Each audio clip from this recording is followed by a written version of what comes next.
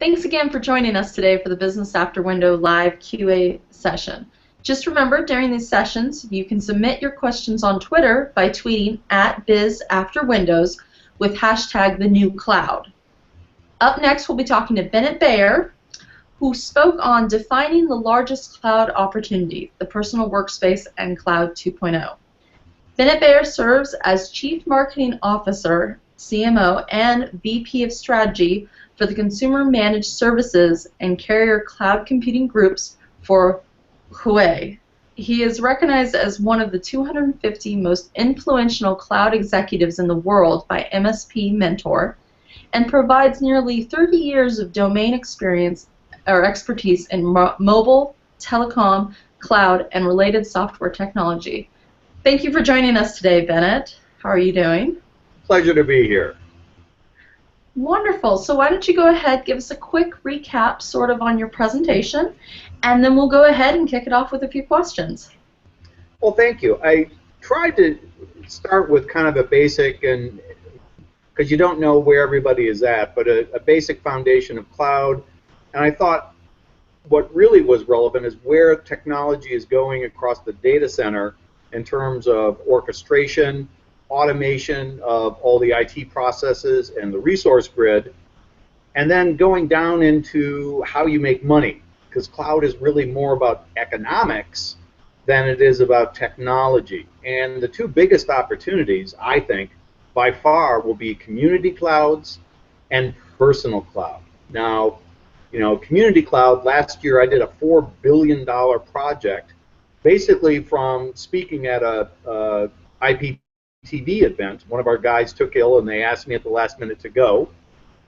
And their African broadcasters were talking about the need to share content and information, how do they compete with Netflix, and rather than buying content from America or Europe, they needed to use their natural cultural heritage and things that they've done. And I got up after that and said, you know, this guy was right. And from that, we developed a cloud for 53 broadcasters across 19 countries. And with a Netflix IP playout, extension to mobile, storage, conversion of analog to digital. You know, it's a massive project, and it's really one of the better things I've ever done. But it's a great example of community clouds. Anytime you've got large groups of users with a common need. So you think about vertical industries. Healthcare is a great example. Networks of doctors, networks of hospitals. And then the biggest opportunity by far, I believe, is going to be personal cloud. And my money's going to be on an appliance rather than a public cloud provider, such as an Amazon or Google, because I think I, for one, don't trust anybody. And so when it comes to, and when you think about the Internet of Everything and privacy, how does my Schlag door lock talk to my Philips light bulb and my Samsung refrigerator? Well, I don't want Google to manage that. I need to. And I think most users will feel that way. So I think you combine that with personalization, my video, my pictures, and all my apps, then that becomes a very powerful mechanism to monetize. Other than that, I hope somebody got 2 cents out of, or one unique idea out of the presentation, and we have a question or two. We have several questions, so thank you for sort of recapping your presentation. So we'll start off with the first question, and they said, very informative, thank you. Do you think that in our lifetime we will see a common device, common OS world and shift the focus to something more meaningful like feature functionality and content layers? Yes, absolutely. And I think it's interesting to see Samsung, which has become the largest consumer product manufacturer, has pretty much abandoned Bata, their own OS. They've abandoned just about everything as we look toward the Internet of Things and gone back towards Linux, an open source platform. And I think that'll drive a lot of change. The Internet of Things, Internet of Everything is a stepping stone technology. 12 to 15 years from now, we're going to see nanites, small distributed processors that'll be mixed into the paint. The wall becomes the device and the communication and the screen. It'll be woven into the fabric of your clothing, Jennifer. You will, like Tom Cruise in the Minority Report, there'll be a picture of you and say, Jennifer, last time you here you bought some great slacks. How would you like to see what some blouses would look like? That is going to happen in about 15 years' time. So where are we? How do we get from now to that? And that's really going to be the big game changer, because that'll be on every surface, flying airplanes, controlling everything. So it has to be a common language. So great question, absolutely spot on. And I'm thinking that the winners are more towards the open source. Absolutely. And from a marketing side, being able to see someone and suggest other apparel, I think that's a fascinating idea, and it's probably going to open up a couple of new areas for marketing to go in. So we can move on to the next question. And this person says, your insight on Microsoft is interesting. What would you point to creation or product that would place them back into a competitive position? Possibly wearable tech. Thanks. Yeah, I wouldn't count Microsoft out at all. I wish I could get a job with them. Always have. Microsoft, most people don't appreciate, they are the king of the embedded world. So when it comes to wearables and the systems around the Internet of Things, the Internet of Everything, they are massive. Think about every bank ATM. Basically everything in the world that has a computer inside of it is run by DOS. Nothing more complex than, when I was at Avnet, we sold $1 billion of Microsoft DOS licenses. It is staggering how powerful they are in that world. So when you think about medical devices, industrial machinery, it's all running on Microsoft DOS still. And even if it goes over to C, Microsoft has such just a compared to everybody else in the world. So I wouldn't count them out by a long stretch. Wonderful. Thank you for that great answer. So the next one we have is, based on the majors you cite in your presentation, Apple, Microsoft, Google, no one offers everything perfectly. To me, this industry is ripe for consolidation or some key M&A activity. What is your perspective? Depends on what aspect of cloud you're talking about. I think that part was going towards personal cloud, and towards that, my personal feeling is that none of those guys will win. It takes a large consumer electronic, someone who can, it's a box that goes in the home. So who sells the boxes? Dell, Sony, Panasonic, some actor like that. I think will have, Samsung could be very potentially one of those actors. But I think it's going to be someone with a box, and that person has to have a very strong retail presence and support system. All those other guys are going to make a play. For example, Amazon just launched a Siri-like capability for you to simply talk and control things in your home. Now, that's pretty bold. You got to think about the privacy issues, but if they're successful, that's the kind of thing that could put everything together. But they're still going to need a way to control that, and I think the best way to do that is via an appliance. So I think it has to be someone who has a presence in retail to be successful. Interesting. I hope that answered that one. I think it did very well. If you've got anything else you want to expand on for that question. Otherwise, we'll move on to the next one. It says, there's been a lot of buzz in the media, the desktop is dead. Do you agree? And if so, what will the future look like without the personal desktop? Personally, I do not agree, and I think the desktop is here to stay, but will rather just change and adapt by modifying its form, factor, and aesthetics.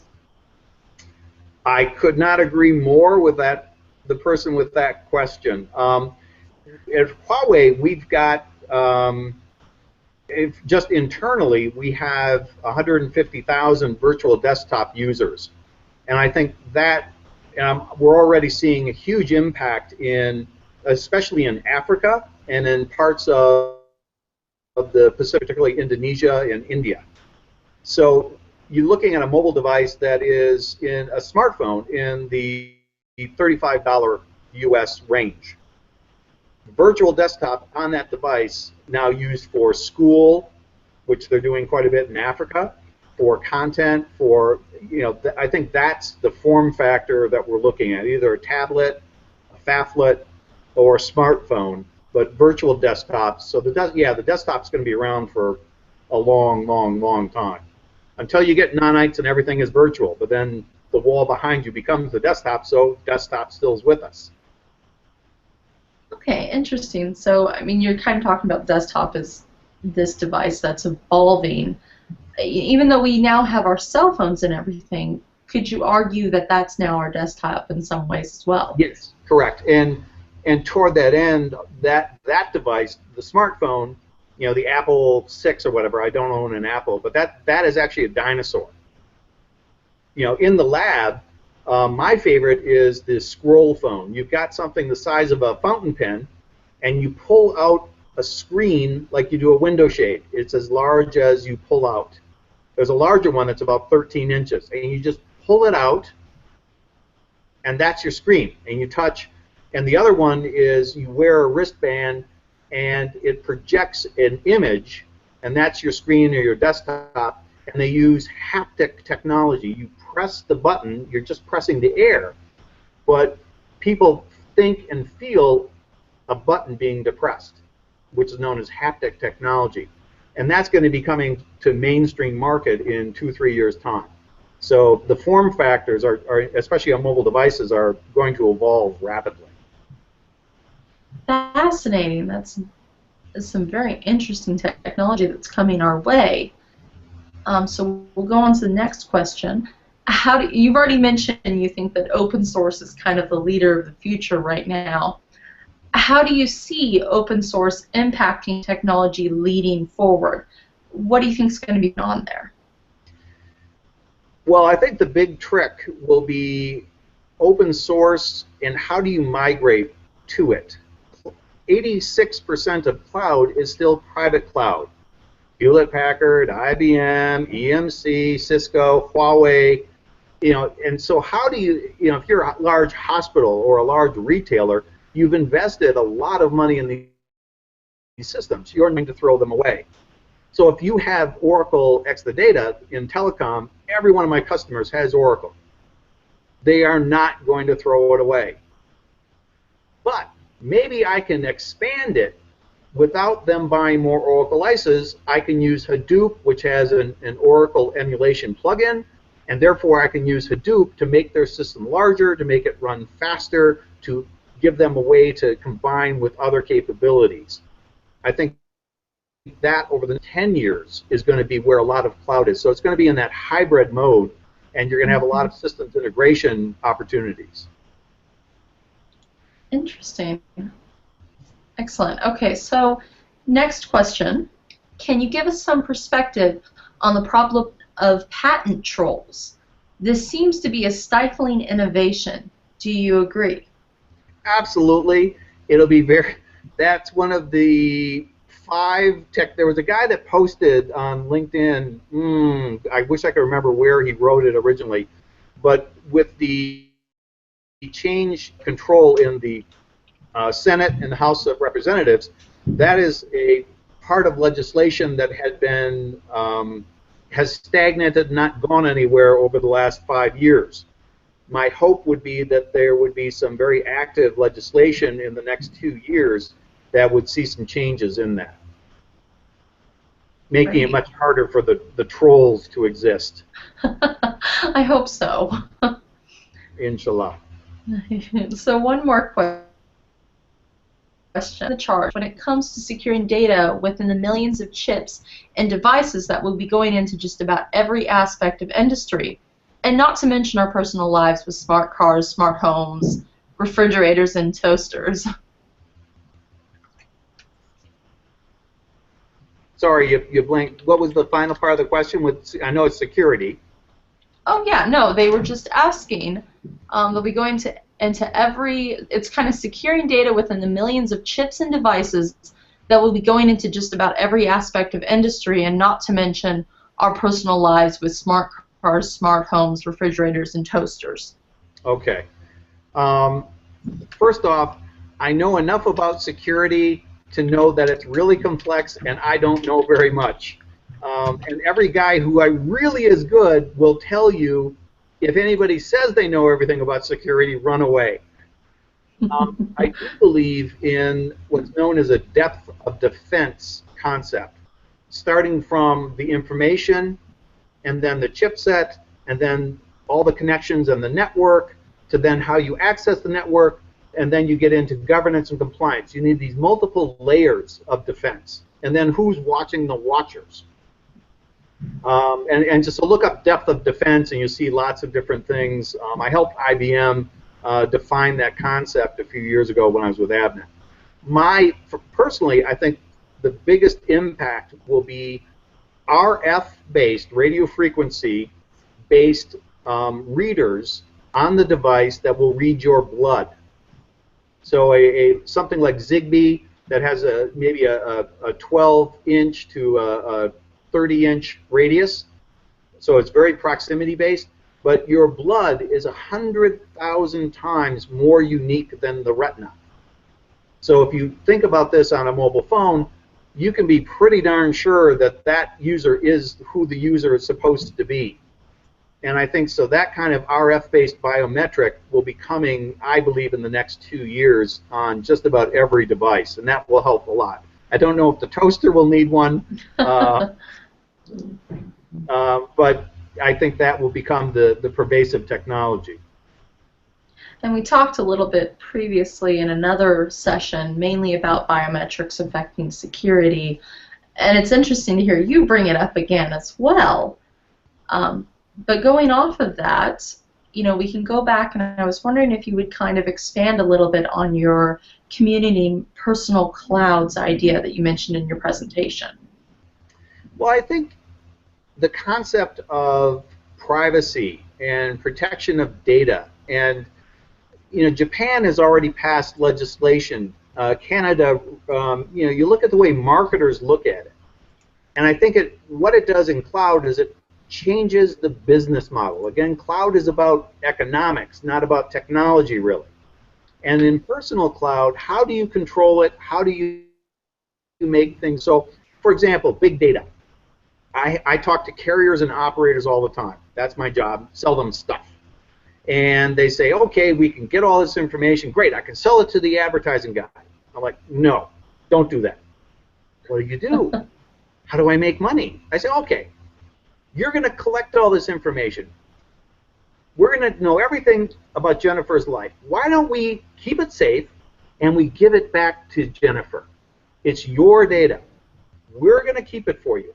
But I'm going to sell you a menu of applications and services and capabilities to help you manage the efficiency of the energy in your home, to better manage your finances, to manage your health care, help you manage grandma. Did grandma take her meds today?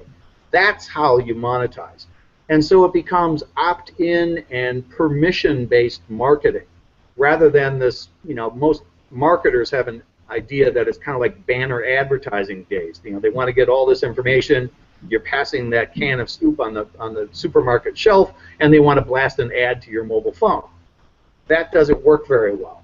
It's got to be based on things that you want and choose. So I think personal cloud is all about you controlling all the stuff around you, and so you have a very simple GUI that allows you to do it. Then back it up anonymously on, you know, 3 to 7 other devices someplace else in the world. Using encryption on your device, you're backing up 3 or 4 other people. You have no idea who they are. And so, you know, because if your box goes down, you need to recover your data. So again, I think based with biometrics, that could be really secure, and it gives the user complete control over everything in their life. And you could argue, too, that it gives the marketers some, you know, maybe a little bit more information so they can help that individual make the choices, like you were talking about nanomites in the clothing. we could sort of do the same thing with the wearables right now, right? Granted, I am the global chief marketing officer, but I'm not a big fan of doing business that way. I think there are, Mhm. everything has to be relevant. And if you look at, extending personal to the mobile cloud, you know, 21% of mobile users worldwide change their carrier, their operator, every year. Wow.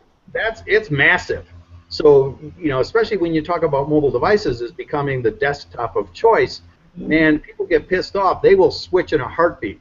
So, and one of the things they dislike more than anything is getting content and information that they didn't ask for, that's not relevant to them.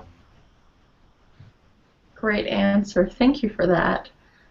So do you have anything else you'd like to expand on from your presentation, or maybe you'd like to direct? I know we have some small business attendees in the audience. How do you think this would apply to them and their business as of right now? What should they look for? What should they do to prepare? Think about how the cloud can be used to change the way you do business. And the way I would suggest to do that is places like LinkedIn, like this forum, find mentors, find people you trust to give you second opinions. You can never gather enough information. Even I've got friends that I go to and are like, geez, I've got this problem here. What would you do? Here's what I'm thinking of doing. You really need to have somebody you can bounce ideas off of. If you look at what's the best cloud provider, you look at, the big gorilla is Amazon, and they are a gorilla in the room. But Amazon, a friend of mine describes it, if you are a farmer and you are looking, and you know everything about farming, all you want is the most cost-effective, cheapest block of land you can find. That's Amazon. Now, if you're a farmer and you need special dirt because you want to grow tomatoes, and you need fertilizer, and you need a fence around your farm, VMware, because Amazon's only Zen.